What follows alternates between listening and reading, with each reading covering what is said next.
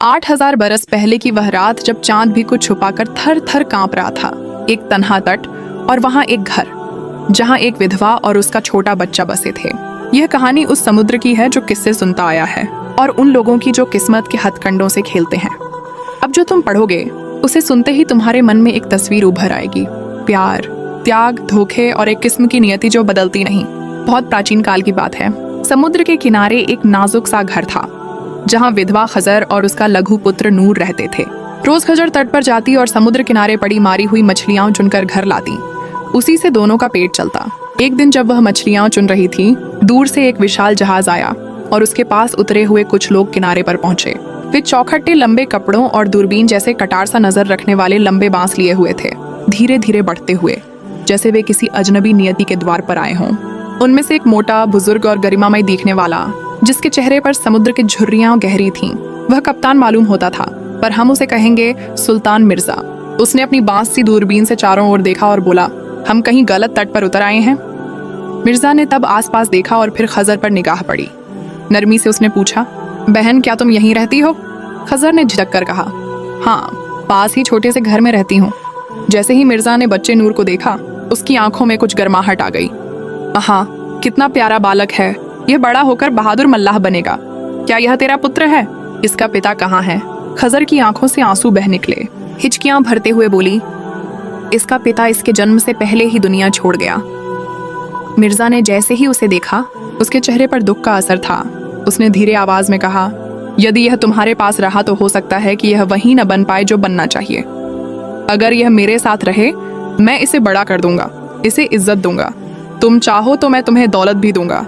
खजर के हृदय में दो धड़कनें थीं, एक माँ के हाथों की ममता और दूसरी अपनी गरीबी से निजात हासिल करने की चाहत। वह बच्चे को अपनी बाहों में कसकर पकड़कर बोली, नहीं, मेरा बच्चा मेरी रूह है, मैं इसे किसी हालत में दे नहीं सकती। मिर्जा के शब्दों में एक गहरी नरमी थी। उसने छोटी सी मुट्ठी में नोट जैसा नहीं पर मोहरों की गठरी दी। यह लो, तुम्हारे 10 बरस का गुजर बसर। और उसने वादा किया कि 10 बरस बाद वह बच्चे को लौट आएगा। मिर्जा ने अपने जहाज के साथ छोड़ दिया। खजर दूर जाते जहाज को घूरते घूरते घर लौटी। समय बीता 10 नहीं 18 बरस गुजरे। वह नन्हा बालक अब जवान हुआ। मिर्जा ने उस पर नाम रखा अजहर। अजहर ने उन 18 बरसों में समुद्र को अपना स्कूल बना लिया। लहरों की भाषा सीखी, नौकाओं के नियम समझे और साहस का पाठ पढ़ा। मिर्जा के साथ वह अनेकों सूझबूझ सीखता और जहाज की रखवाली करता। मिर्जा अक्सर टहलकर तंबाकू जैसा प्राचीन घास नहीं पर किसी धीमी सी गजल जैसा धुआं लेते और अजहर काम में तत्पर रहता। कभी अजहर को माँ की याद सताती तो वह पूछता, अब्बा क्या मेरी माँ थी? मिर्जा अक्सर धुंधली आवाज में कहता, थी, नकी और नेक, पर किस्मत ने उसे कसक दी। एक दिन मल्लाही व्यापार का बड़ा जहाज लौट कर आया। ताजर, जिसे अब हम अमीर हाशिम कहेंगे, ने मिर्जा को अपनी दौलत का वारिस बनाने की इच्छा बताई। मेरी औलाद नहीं है, उसने कहा, पर मेरी दौलत की हकदार तुम हो। मिर्जा ने हंसते हुए बताया कि उसके एक बालक हैं, अजहर। अमीर हाशिम ने अजहर को बुलाकर कहा, क्या तुम मेरी सेवा करोगे? मैं तुम्हें अपनी दौलत दे दूंगा। अजहर ने कहा, मेरा अभिमान समंदर है, मैं जमीन की दौलत से नाता नहीं जोड़ूंगा, पर आपकी सेवा करूंगा। इस तरह अजहर अमीर हाशिम के साथ रहने लगा और गोदामों की रखवाली करने लगा। बे अजहर की समझदारी और चतुराई ने गोदामों के कामकाज बदल दिए। कारीगर और खरीदार दोनों आहातमंद रह गए कि यह नौजवान तेज तर्रार है। एक दिन उसने कहा, हमें माल जल्दी लाना चाहिए वरना व्यापार ठहर जाएगा। अमीर ने इजाजत दी और अजहर ने जहाज लेकर समुद्र पर सफर शुरू किया। पर किस्मत का खेल अजब था। अचानक घोर तूफान उठा। लहरें पर्वत सी उठती और जहाज कब कागज की नौका बन जाए कोई नहीं जानता था। अजहर ने बहादुरी दिखाई। कई जहाज अलग थलग हो गए। रात बीती। सूरज निकलते ही एक अजनबी जजीरा नजर आया। जहाज किनारे खड़ा हुआ। अजहर और कुछ मल्लाह किनारे उतरे और पाया कि कुछ लोग एक वृद्ध की लाश को बेजर्र होकर मार रहे हैं। जूतों से उसका सिर कुचल रहे थे, दाढ़ी के बाल नोच रहे थे। अजहर ने अपना क्रोध रोका नहीं और बोला, ये कैसी बर्बरता? उन्हें कहा गया कि बूढ़ा कर्जदार था। अजहर ने अपनी जेब से तुलसी के सिक्कों सा कुछ निकाला और कहा, यह लो और उसे शांति से दफना दो। उसने अपने साथियों के संग गड्ढा खोदा और लाश को सम्मान से दफन कराया। आगे बढ़ते हुए वे एक बस्ती में पहुंचे जहां एक विशाल अलाव जल रहा था और उसके पास एक सुंदरी रस्सियों में बंधी थी जिसे बलि देना था। भीड़ में एक शख्स गर्ज कर बोला कि यह बादशाह का हुक्म है। अजहर का सीना भरा और उसने माथा झुकाकर कहा, तुम क्या कर रहे हो?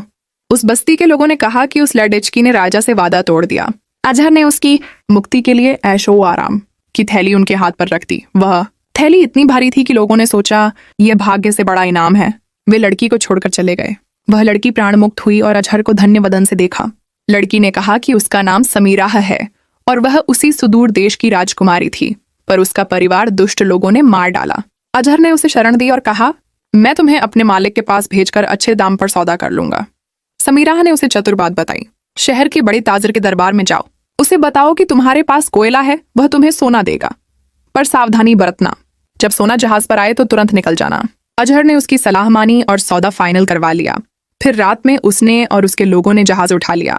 जब अजहर सौदागर के पास लौटा और माल दिखाया तो बड़े खुश हुए। अमीर ने समीराह का आदर किया, पर अजहर ने देखा कि समीराह बहुत चुप रहता है, आंखों में गम था। उसने कारण पूछा। समीराह ने कहा कि वह जजीरे पर पकड़कर लाई गई थी जहां उसके घर जलाए गए थे। अमीर ने सहानुभूति की नजरों से कहा कि वह उसकी तलाश करेगा। और फिर नक्श सा खेल हुआ। जब अजहर ने बताया कि कैसे उसने एक जजीरे से उसे बचाया था, तो अमीर ने कहा, यह तो वही लड़की है जिसकी उनसे नाराजगी के बाद राजकीय इतिहास में थोड़ी आपाधापी हुई थी।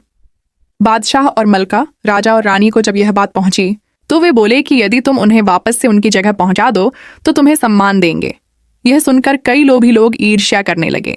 कुछ दरबारीन और सलाहकारों ने महसूस किया कि अजहर एक आम मल्लाह नहीं, पर एक खतरे का मुखर साथी है। षड्यंत्र के बीज बो दिए गए। अजहर को एक दिन एक जजीरे पर अकेला बुलाया गया। वह वहां गया और तभी जहाज उस झूठे कप्तान द्वारा उठा लिया गया। शहजादी समीराह रात भर आंसू बहाकर थक गई और बादशाह द्वारा किए वादे पर इधर उधर अलसाए रहे। पर किस्मत का पहिया घूमा। एक छोटी कश्ती आई और अजहर को वहां से उबार कर हस्पानिया बंदरगाह पर पहुंचा दिया गया। वह बदल चुका था, तन रोक सा गया, आंसू सूखे पर आंखें नई उम्मीद ली थीं। हस्पानिया पर आते ही उसकी किस्मत खुलने लगी। राजमहलों में समाचार पहुंचा। उसने वही कोट पहना जो किसी ने भेजा और गिरजाघर में बैठकर एक चांदी की कुर्सी पर बैठा, जिसने रानी के दिल के तार छेड़ दिए। रानी ने उसकी ओर देखा और आंसू बहाए। उसने पहचान लिया कि वही लड़का है जिसकी याद उसे सदियों से सताती रही। अंत में राजसी स्वागत हुआ। अजहर की शादी शहजादी से हुई। शादी में वह बूढ़ा मिर्जा आया, अमीर हाशिम आया और एक बूढ़ी स्त्री भी, जिसके चेहरे पर वही मुस्कान थी।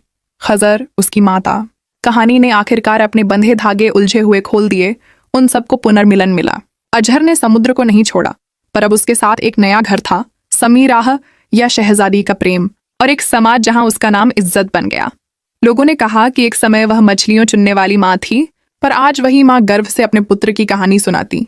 कैसे वह समुद्र से निकला, किस्मत से लड़कर राजा रानी के दिल जीत लाया और न्याय की राह पर चला।